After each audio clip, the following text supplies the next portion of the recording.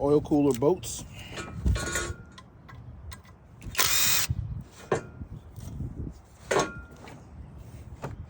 Use them over.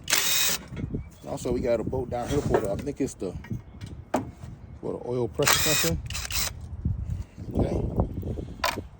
And okay, here's a chain tensioner. Removing it. Chain.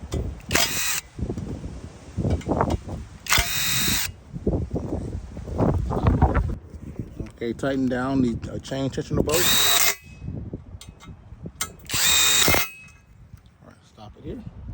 On this oil cooler, you gotta make sure you install your O-rings. So you know.